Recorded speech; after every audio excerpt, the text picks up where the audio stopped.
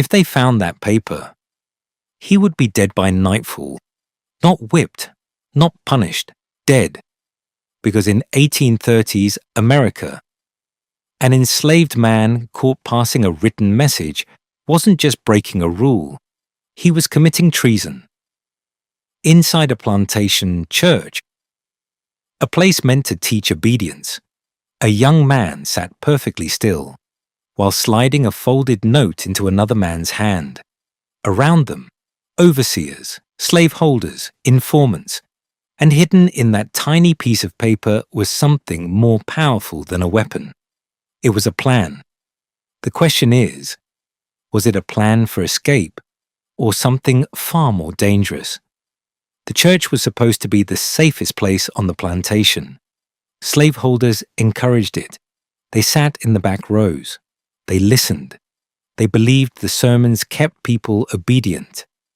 But what they didn't realize was that the church had become something else. It was the only place where dozens of enslaved men and women could gather without raising suspicion. And that made it dangerous. The folded paper being passed that morning wasn't random. It had been written in secret, at night, by candlelight, on stolen scraps. It contained 3 names, a location, and a date. But someone else in that church already knew, because not everyone singing hymns that morning was there to pray. One of them had been listening, watching, waiting. His name was Elijah. He prayed the loudest, sang the strongest, kept his head down. No one suspected him. But 2 weeks earlier, Elijah had been called into the big house. The master had questions.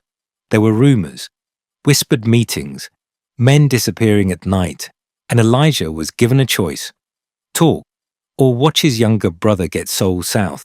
Small pause. On a plantation, loyalty was a luxury. Survival was not.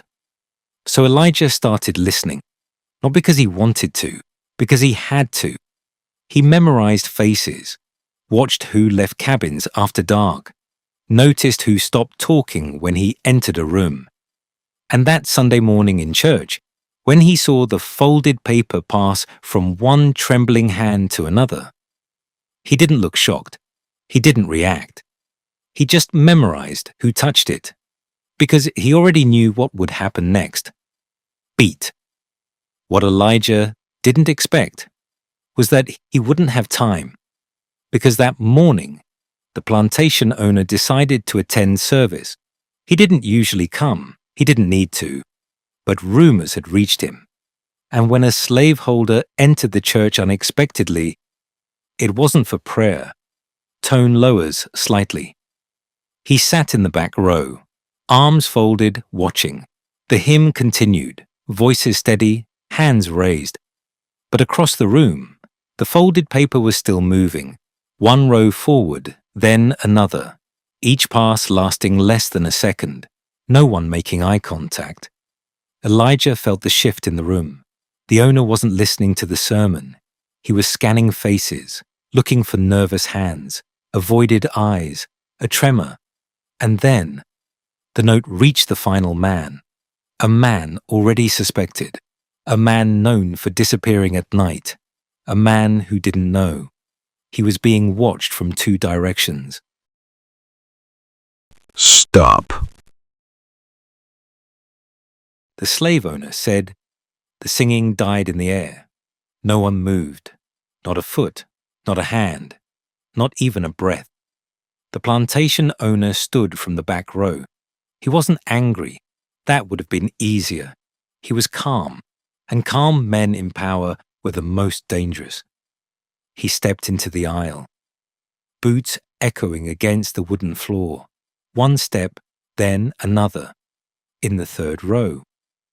The folded note was still in a trembling hand. The man holding it didn't dare look down. The owner stopped walking. He didn't shout. He didn't accuse.